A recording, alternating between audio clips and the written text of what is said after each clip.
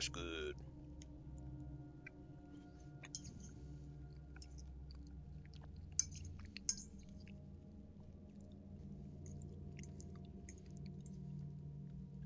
Man, that salsa is divine.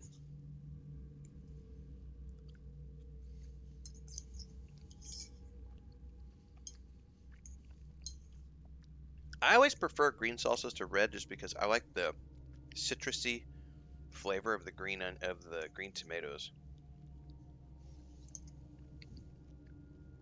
They're all good, but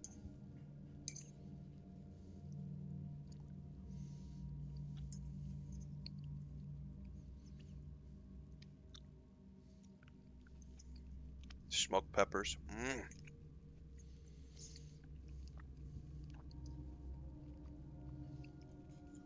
When I was growing up, my mom does not like spice, like heat. So my mom is a good cook. My mom is a baker. My mom likes to bake. Um, and she's a good cook, but she doesn't like spice. So growing up, I never got to explore flavors. And then as an adult, especially with a Mexican spouse,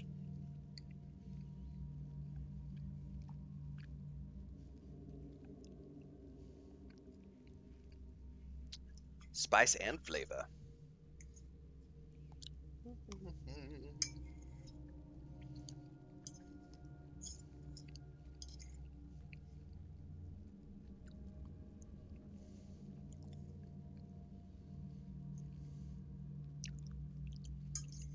It's good.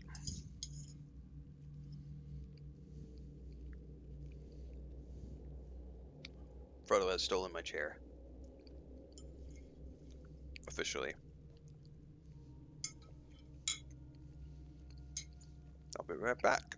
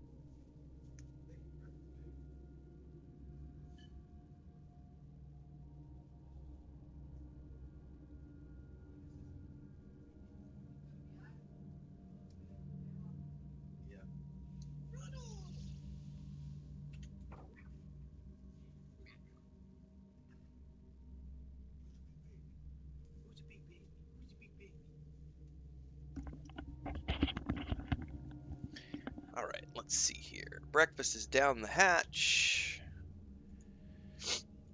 We are good to go.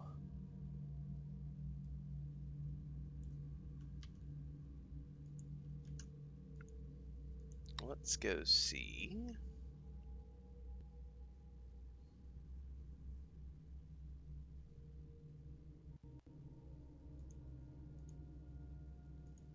Got a third cup of coffee.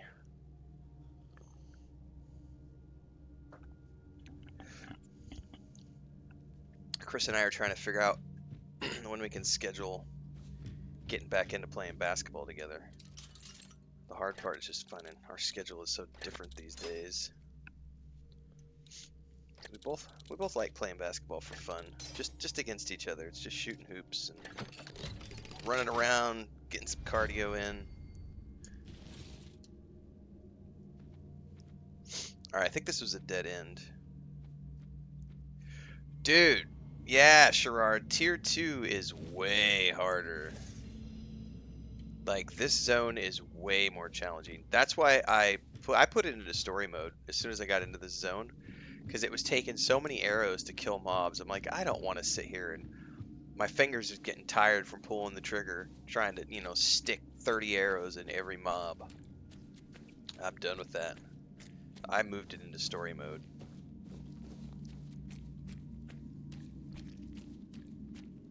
They definitely have some balancing issues to work out. Like, there is a huge jump in difficulty, and yet not a huge jump in gear. So it's a balance issue.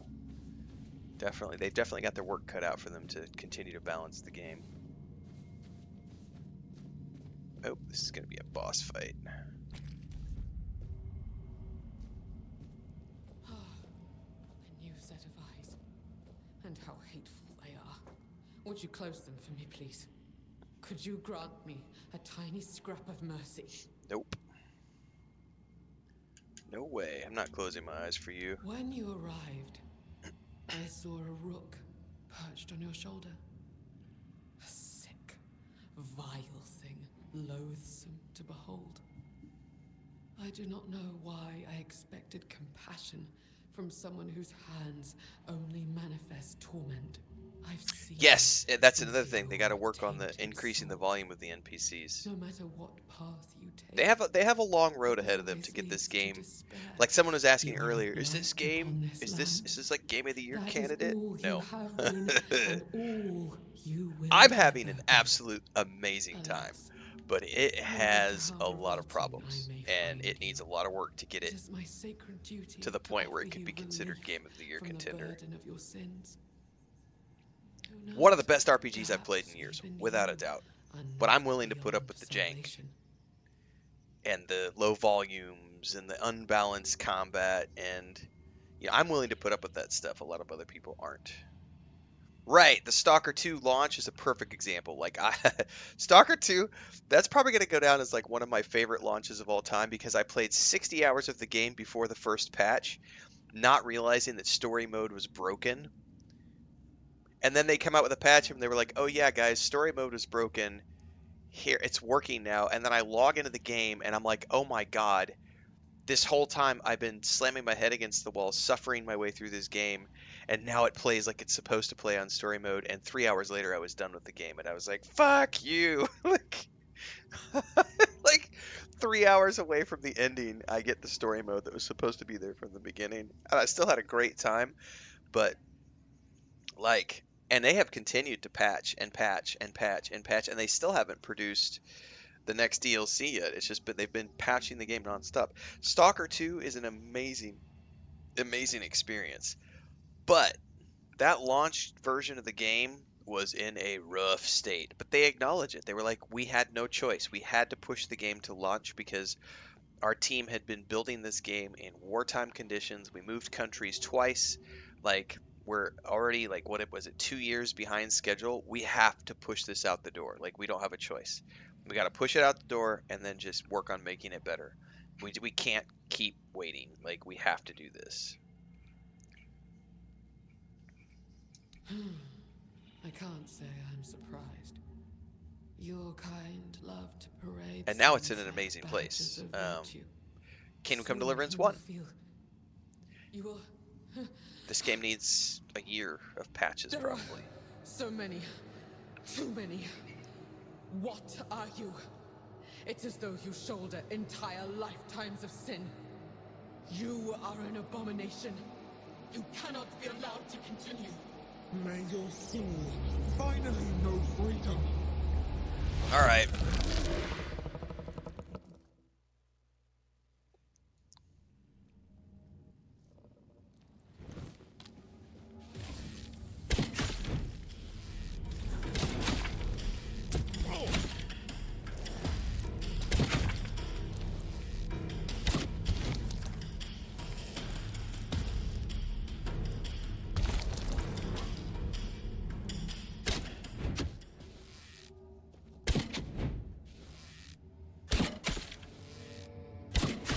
Bugged.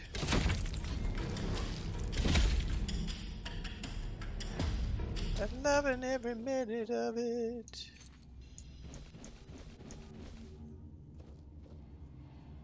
Essence of Sin. Mm. Sounds like the coffee I drink every morning.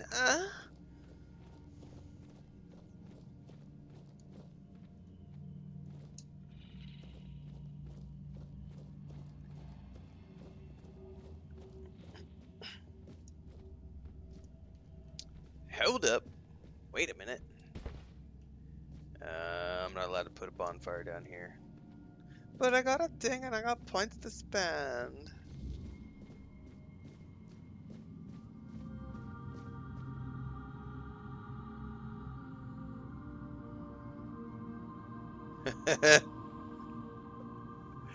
That's the oldest trick in the book.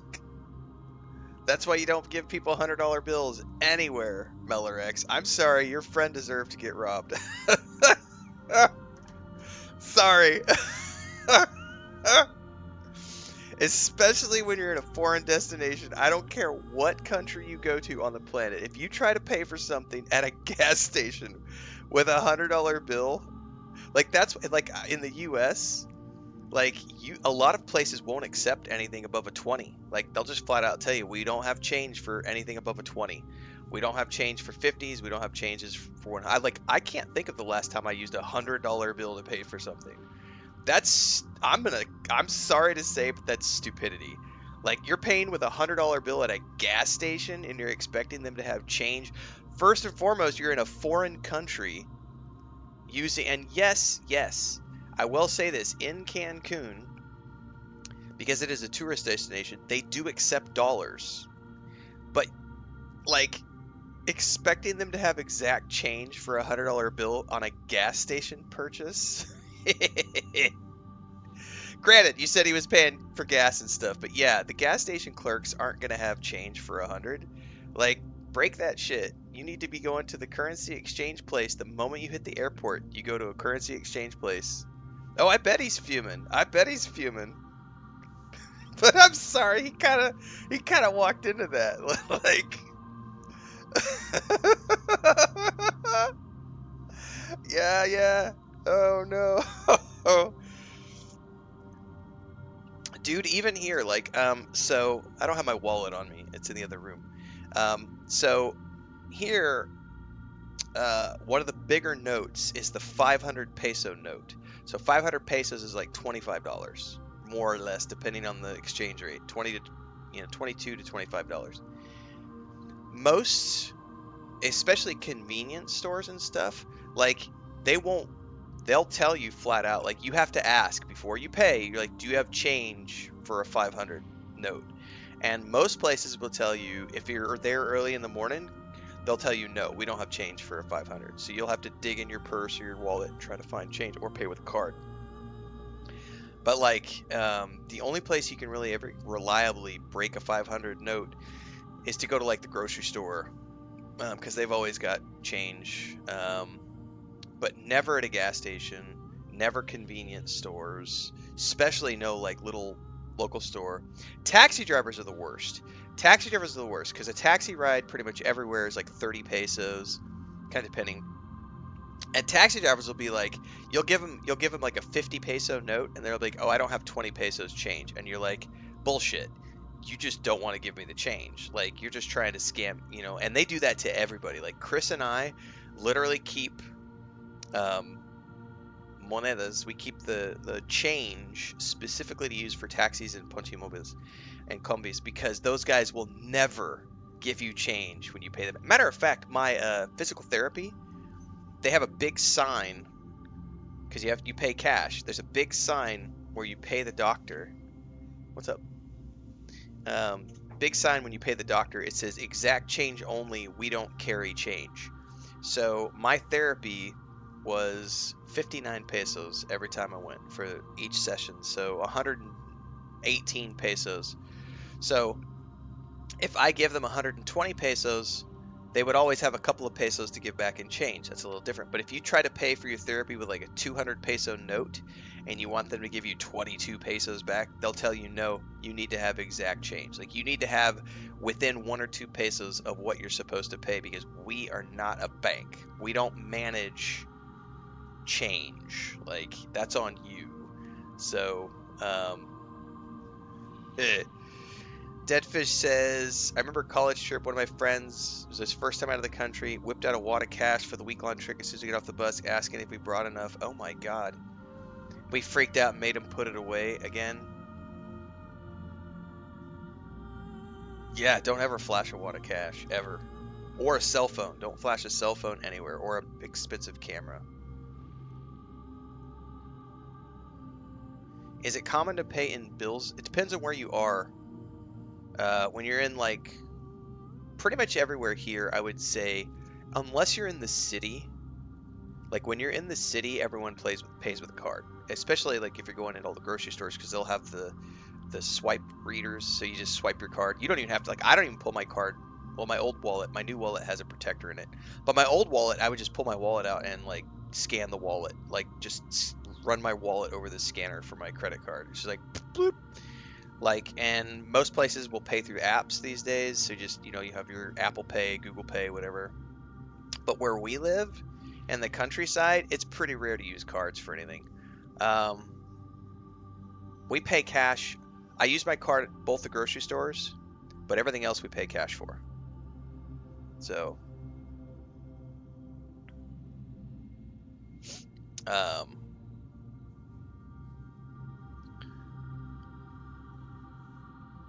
for tax purposes, I still do everything on the dollar.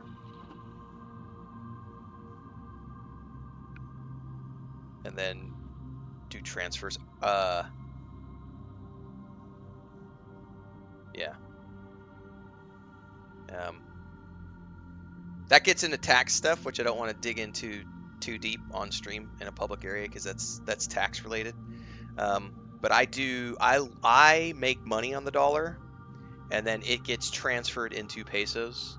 So as an example, when I go to the grocery store and use a credit card, that I have a Capital One credit card for one reason, because they don't charge a commission on foreign transfers, for foreign transactions.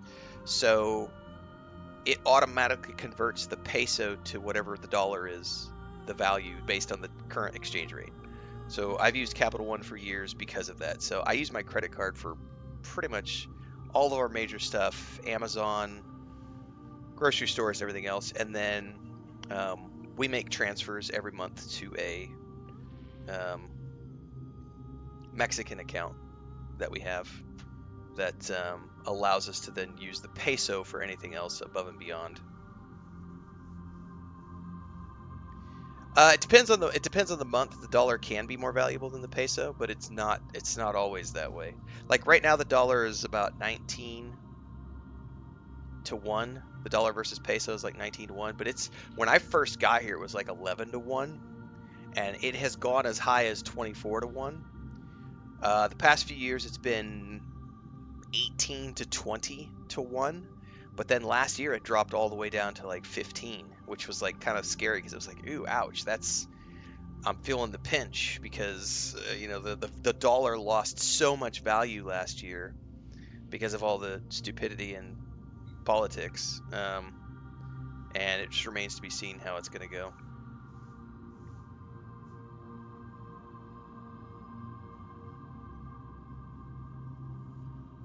Yes, Antonio, this is the game about should have been.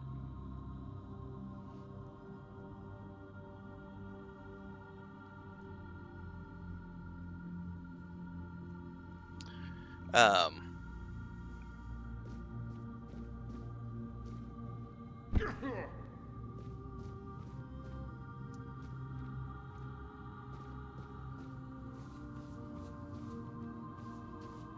You're here. I felt your steps through this place.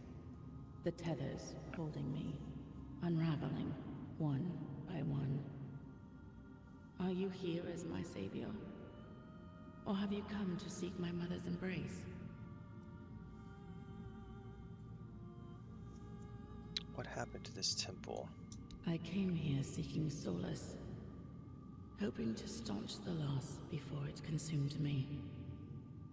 I called into the emptiness, desperate to reach what I had lost. But my cries were met with silence. At first, I thought they had gone unheard. I was wrong. The woman here That's tried the to tell correct me phrase, Deeks. my grief, my bitterness, Enjoy the my taint, rage. kids. They trembled before my sorrow. Long live the taint. You should always embrace For the to taint for make a what it mother weep is. is a child's greatest sin. The weirdness bound us all together. I became their image, and they became mine. I knew a guy back when I was living in Cancun. He had made all his money. He was from Canada, um, but he had a property in San Francisco, a property in Canada, and then he had like 8 or 10 properties in Brazil. And he made all his money like on stock market trades. And he was trading stocks all just in Brazil because of the value of the dollar versus the Brazilian whatever. I don't know if he's still doing that or not because I haven't seen him in like 10 years. But I always tell people like, if you really want to be successful, you have to look beyond your local. Like, you got to go international if you really want to take advantage of a global market. You got to think internationally. You can't think locally, um, and you can't think just nationally, especially if you live in a place where the cost of living is just absurdly high. Because you can find some really. I follow a bunch of guys on YouTube. Not just guys and girls, but like I mean, when I say guys, I mean a bunch of people. I should say people. I follow a bunch of people on YouTube who are inspirations for what we've done with our homestead and for what we're looking to do with our next property. So these are people who have saved up. A lot of them, I would argue most of them are European. I do have one couple, she's American, her husband's Mexican, and they're down here building their forever home because they're able to build their home down here. They're building a forever home for around 30,000 US dollars, and it would cost them half a million to build their forever home in the US. So they bought a nice piece of property and they are building the home from the ground up, and they've been documenting it all through YouTube and through social media. And so they earn a living through YouTube, documenting the process of building their home together. And they have kids, cute couple. Um, I follow multiple people from from the European Union who have found places in Greece, Bulgaria, the most recent, Italy as well. I've shared the guy in Italy a few times, but I just recently stumbled across a couple with their 3 kids who left the UK, moved to Bulgaria, which is interesting to me because I lived in Bulgaria for a few years. Um, and they found an abandoned farm property that they bought for like £30,000 with like 4 or 5 buildings on it, and I think it was 5 hectares of land. So it's more than enough for a small family to have animals and a garden, and it's in a nice community. It's an old abandoned. It was like somebody in the family died, 30 years ago, and no one ever wanted to take after the farm, and so it just sat there for 30 years and ran down. And then the grandkids decided, well, hey, let's just sell this property. We're not doing anything with it. And so they found this property and they were like, well, it's going to cost us at least 250, 300,000 pounds to even get a home, not let alone land in the UK. Let's go to Bulgaria and buy everything for much cheaper. What's up? Oh, okay. Thanks for breakfast. No. Um, so I know that this channel is dedicated to gaming, but like my homestead channel with Chris, like that's us just doing the boots on the ground thing here. But like we're just like we had a really long talk the other night actually about whether or not we're gonna. Um, I don't think we're gonna wait. I think we've decided we're gonna go ahead and look at purchasing something this year locally just so that we have something that's, because we have cash on hand that's just sitting there and it's not earning interest or anything. And so we're looking at making a purchase locally, um, and turning that into a rental property. But we've also been looking at, we've had multiple offers to buy some farmland outside of town. The problem is we don't have a vehicle. So if we bought the farmland, um, we would have to get a vehicle to be able to then do something with the farmland, or we just buy the farmland and sit on it and just use it as an investment property and let it go up in value. But we are both, like, she wants more animals. I would love to have more animals. So then we're just debating, like, we've had talks with her sisters as well, being like going in and buying something together and buying a bigger piece of land for like a farm, like a commercial farm, to grow goats or cultivate goats or sheep or pigs or something. Um, because they all love working with animals, and so we'll probably end up doing something this year, and that all gets documented through the other channel, which is why I always tell everybody you should go follow the other channel as well, even though I don't post there all the time. Is rent valuable here? It depends on where you live. So, all three of my sister-in-laws,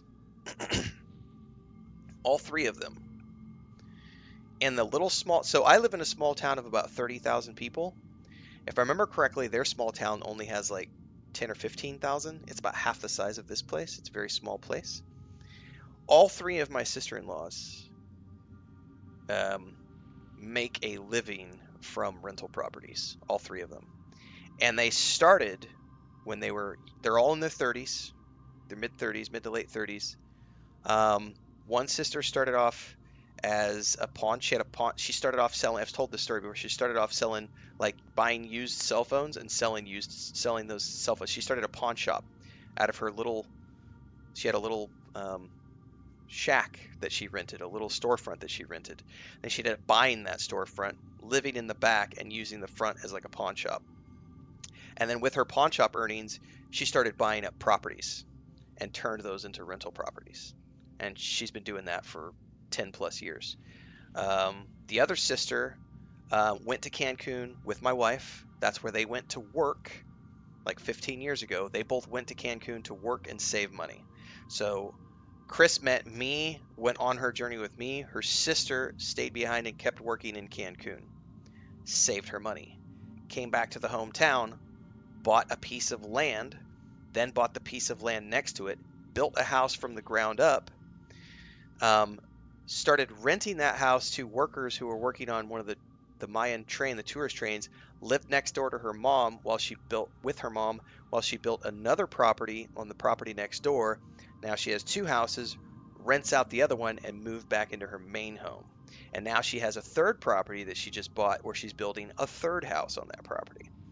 And then the other sister had the husband is no longer, he passed away. Um, but they had a tire shop, like changing tires for truck drivers and stuff, like anybody who needed like a tire changed. And they were right on the side of the highway. And they had that business that then turned into, well, we own that structure, and then we're going to buy the structure next door, and we rent that structure out. Then we're going to buy this property, build our main home here, and then we bought another property, and then we bought another property, and then another. So she's got, I think, 4 rental properties that she managed. So all of my sister-in-laws, all 3 of my sister-in-laws, Christina's sisters, they all run rental properties, and that's their job. And they're all in their mid to late 30s. They are not, by American standards, they are not wealthy, but they make full-time livings managing properties, and every couple of years they are able to invest and buy a new property and build a new house or buy something that has an existing house on it, so they are successful, and that's the most important thing. So um, the value of rent just depends, because where we are, rent is very cheap compared to living in Mexico City or Cancun, as an example. If you live in the hotel zone of Cancun, you're going to pay the same price that you would pay in many other cities. It'll be cheaper than Los Angeles or New York, but you can easily spend $4,000 a month on a beachfront rental condo as opposed to living in the mainland where you can find a two-bedroom apartment for like $600 a month, fully furnished. So our apartment in Mexico City, as an example, we paid, and it's been 4 years ago now because we've been here 3.5 years. Our our we had a one-bedroom smack downtown, a block away from the American Embassy, Mexico City, fully furnished, great part of town. It was about 650 US dollars a month, fully furnished, all utility, well, not all utilities. Water was included, maintenance was included. We paid internet and electric, but it was fully furnished. So $650 a month for a fully furnished pad.